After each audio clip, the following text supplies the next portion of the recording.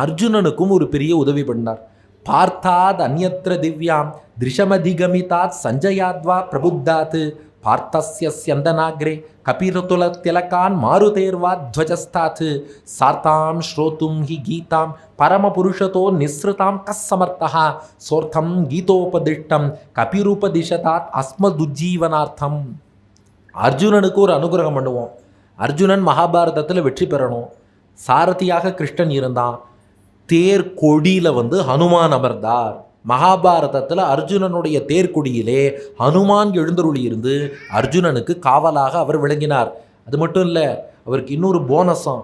என்ன போனஸ்னா, கிருஷ்ணன் அர்ஜுனனுக்கு பகவத்கீதையை உபதேசம் பண்ணானே, கொடியில் இருந்துட்டு ஹனுமான் ஆனந்தமாக ஆகா எப்பேற்பட்ட கீதை பகவான் உபதேசம் பண்ணுறான்னு அர்ஜுனன் எவ்வளோ ரசித்தானோ அதை விட 100 மடங்கு ரசித்து கொண்டு கொடியில் இருந்து கீதையை கேட்டாராம்.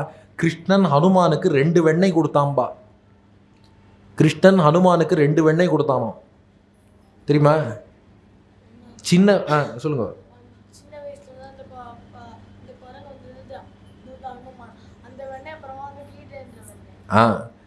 சின்ன வயசில் கிருஷ்ணன் வெண்ணெய் திருடுவான்.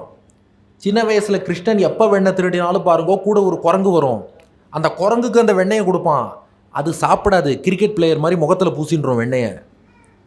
அதுலேருந்தா ஹனுமானுக்கு வெண்ணக்காப்பு சாத்துறதுங்கிற வழக்கமாக. அந்த குரங்கு ஹனுமான் தான். கிருஷ்ணன் திருடுற வெண்ணெய் ஆகா பகவானுடைய பிரசாதம்னு சொல்லி தன்னுடைய திருமேனியில் ஹனுமான் அணிந்து கொள்வார். சின்ன வயசில் அந்த வெண்ணெயை கொடுத்தான்.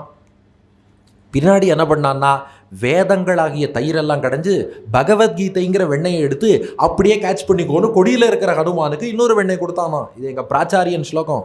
நந்தஸ்ய மந்திரே பூர்வம் பார்த்தஸ்ய ஸ்யந்தனே ததா நவநீத புஜே கீதா நவநீத சிருஜே நமஹா. அதனால் அங்கே அந்த வெண்ணெய் ஹனுமானுக்கு, இங்கே பகவத்கீதை என்ற வெண்ணெய் ஹனுமானுக்கு. இப்படி 2 வெண்ணெய் வாங்கி கிருஷ்ணன்டேந்தே சாப்பிட்ருக்கார் ஹனுமான். அப்புறம் துவாபர யுகத்திலும் வருகிறார், பியாண்ட் ராமாயணம்.